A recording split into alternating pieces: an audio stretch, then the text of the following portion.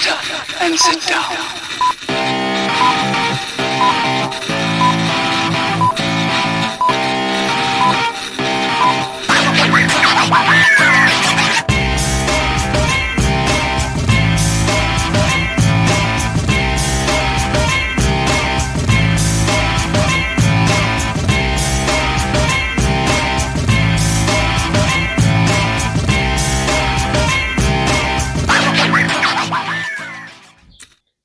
Hello again, everybody, and welcome to another edition of the Rural Report. I am your Rural 2IC, and today is entitled, Are You New to Prepping? I have noticed over the past couple of weeks, kind of months, that through all the various groups and social media, that the number of people that is jumping into the preparedness community has kind of just exploded exponentially. So this channel I created in order to help people that are new and to kind of give a guide. This video here is going to be an introductory video to a new mini-series that I'm going to put out, and we're going to touch on some basics. So before we begin, we did create a new Facebook group that you can go to Facebook and search The Rural Report and join us on there. We have a lot of content that is going to come out exclusively on there. We do live Q&A on Facebook as well as YouTube. So just keep an eye out for that. Hit like, subscribe, hit the little bell notification button so you'll be notified of all the future content. If you have any questions, comments, feel free to drop them down below. Send me an email. But with that, let's jump straight into it. Number 1. What are you prepping for? First thing that we are going to cover, if you are new to prepping, is what are you prepping for? Now, before we get into this and any other topic that we're going to dive into, this is going to be a brief introductory to everything to kind of get you to think and help you and guide you through this. We'll do a deep dive into this and other things in this mini-series and in future content. But for now, if you're new to prepping, I want you to try and figure out your reason for prepping. And one of the things that you've got to do is what is kind of in the prepping community of probable versus possible. And this channel is going to focus on the probable. So things like a natural disaster. If you live in the United States or basically anywhere in the world, you're going to have some sort of natural disaster, whether that be a wildfire, a tornado, hurricane, earthquake, depending on where you are. You know, you have volcano, high winds, floods, things like that. And so that is one of the things of a high probability thing to prepare for. And if that's one of the things that you're going to prepare for, then make sure that you keep an eye out. We're going to do a deep dive into that in the future. Next thing that you might consider is financial hardship. And this can be anything from a sudden, an unexpected job loss to long-term injury or illness. Those play havoc on, families and whatnot. And it is something that, you should be prepared for. And with all the things in the news, there's a lot that is concerned about the banking crisis / dollar collapse. We'll touch on that in future content. We won't go too hard into that aspect, but we will do a much deeper one into things of job loss, sickness, injury, things like that. That is a financial drain that you can be prepared for. Another one is unrest, and that's anything from protest, riots, looting, depending on where you live. You have things like terrorism and active war and things like that. That is a really good reason to become prepared. And so if that's one of your reasons, we'll do a deep dive into that in the future. So keep on the look. The slash possible that we went into and touched on is I see people that are very new to preparedness, and right out of the gate of everything, they want to watch TV, movies, read comics, look at something online or whatever, and they're prepping for zombies or alien invasion, or, and this is real, the Bigfoot, Yeti, Sasquatch team up army invasion. Got to be one of my absolute favorites that I have seen. So if you're prepping for that, this might not be the channel for you, but I can at least get you started. And if that is a possibility, because this is 2023, then once you bypass the beginning stages with us, maybe there's a channel out there for you. But with that, that is just a couple of reasons on why you might become prepared. And we'll move on to the next one. Number 2, take inventory. Now, once you have figured out what the reason that you are going to start into prepping, the next thing that you're going to do is basically take inventory. And what you're going to do is you're going to look at the reason that you're prepping. So if it's a natural disaster, then you're going to take that reason and you're going to look at the physical items that you have and the skills related to it. And you're going to see what you have versus what you don't have and need. And then there's a difference between need and want. I know a lot of times when you get into preparedness, people tend to think that you go after the new and the shiny, and you've got to go and max out all your credit cards and go into massive debt, and it gets really expensive and really overwhelming. And that's not what this channel is going to be about. When you start out in the beginning, you take it one step at a time.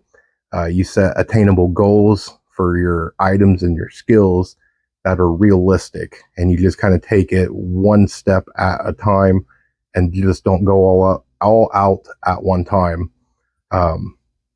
Some of the examples of some items, I put out a recent video, if you haven't seen it, called the 5 C's of prepping. If you haven't seen that, I encourage you to go back and watch that.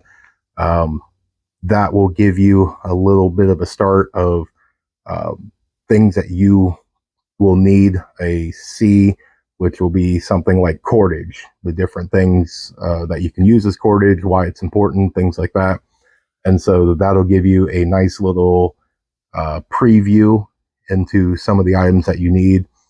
Some of the skills was going to be things like basic first aid, food related skills such as growing, hunting, harvesting, cooking, things like that,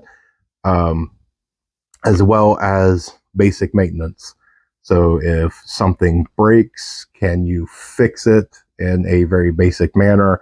We're not talking about your engine blowing up in your car and you can do a complete rebuild.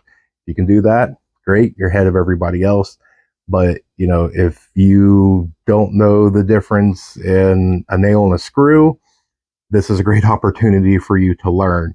I would assume a lot of people have some very basic understanding of, maintenance.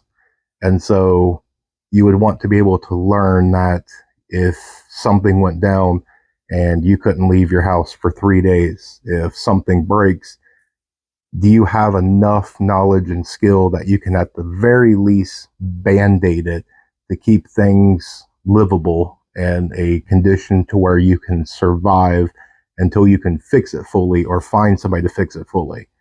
Now, from there, it'd be nice to build on those skills to be able to do a permanent fix. But a lot of times on prepping, it is to make do with what you have. You figure out a way, you adapt. And so we'll do a deep dive into all this and we'll go over some skills and some items and whatnot. So keep on the lookout of future content. But again, this is a preview. So with that, let's move on to the next one. Number 3, part of daily routine.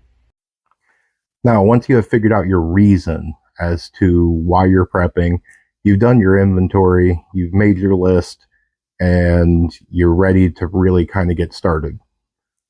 The big thing that I see as not really a mistake, but something that people don't do, it's kind of like your New Year's resolution. You have a great idea and you go for it because it is something that you want, but after a couple of weeks, you just kind of quit going to the gym. And the way that prepping is going to work when you get into the preparedness community is that you really want to put this into the aspect of a daily routine. And there's multiple ways to do this, whether you are a single person, whether you are a couple, you have roommates, you're a family with kids. There's multiple ways to do this. I mean, your first thing with any preparedness that you're going to do is going to be food and water. When you go through and you do food and water, you want to do the prepping rule of you eat what you stock and you stock what you eat. So that way you have a good rotation and you don't get into the thing where you're just hoarding whatever you can buy. Things go bad. It's a waste of money. If you actually have to use it, you don't want to eat it, or, it's already gone bad. So this is a really great thing to get everybody involved, and you can get creative on how you rotate all your supplies.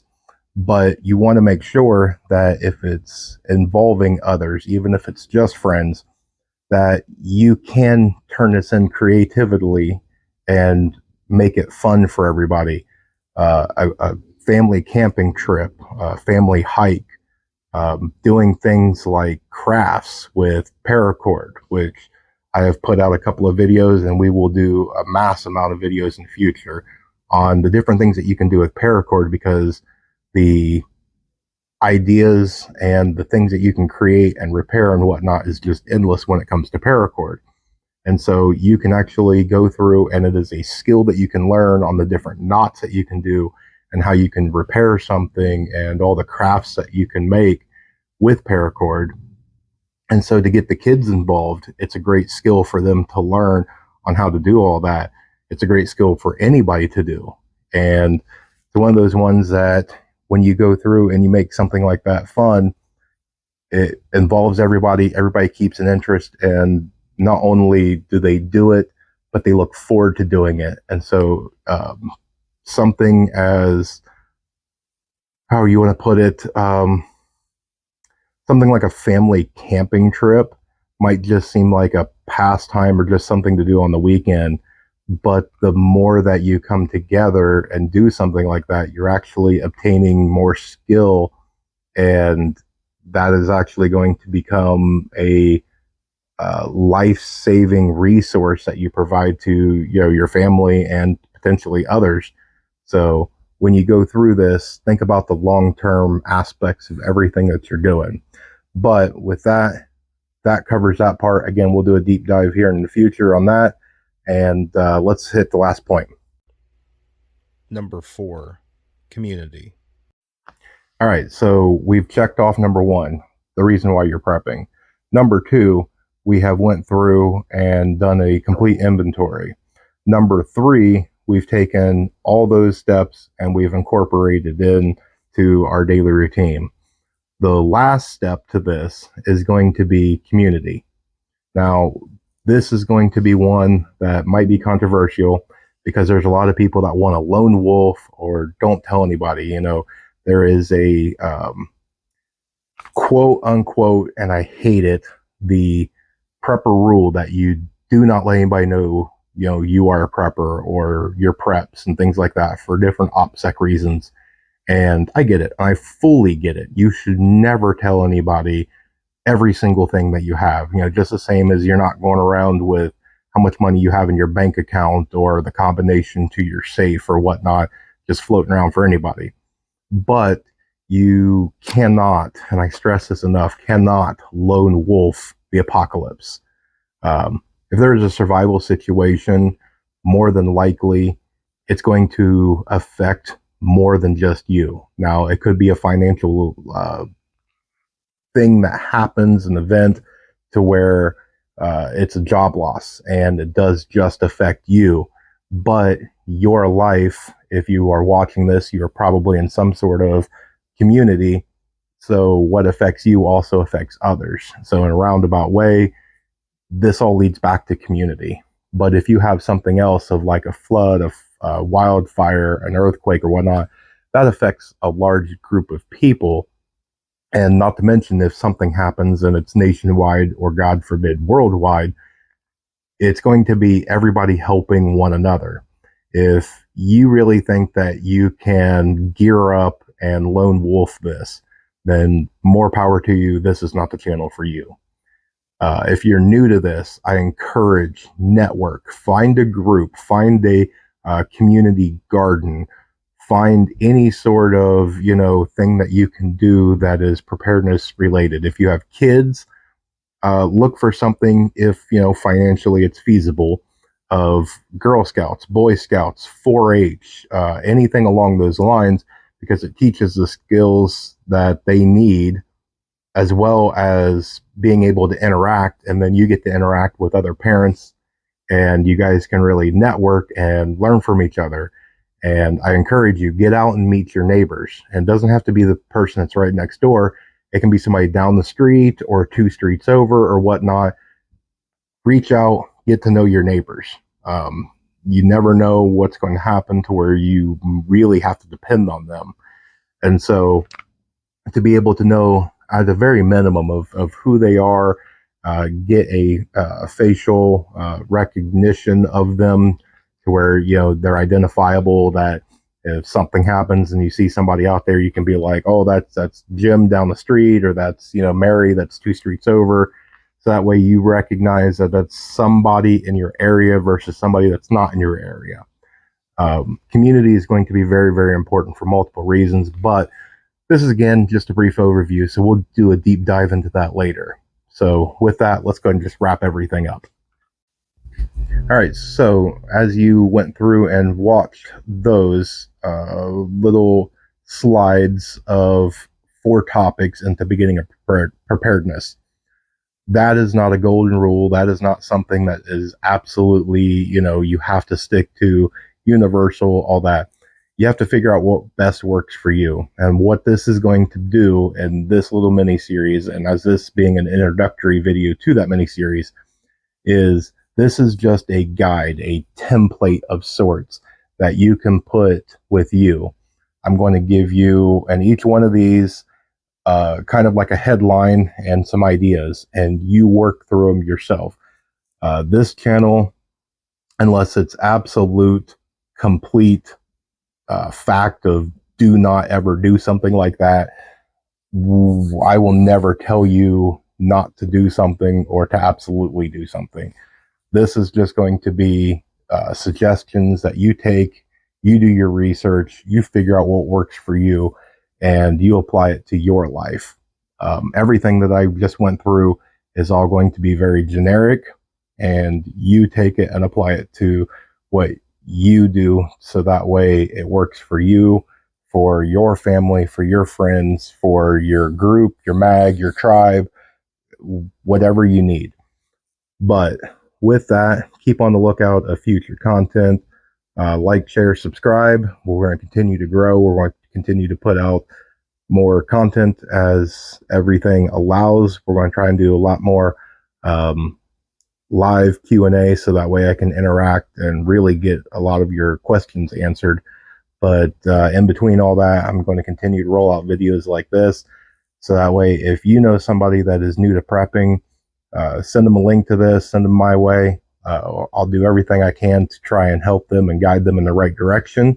And with that, we'll go ahead and end this one, guys, because you got to remember to remain united.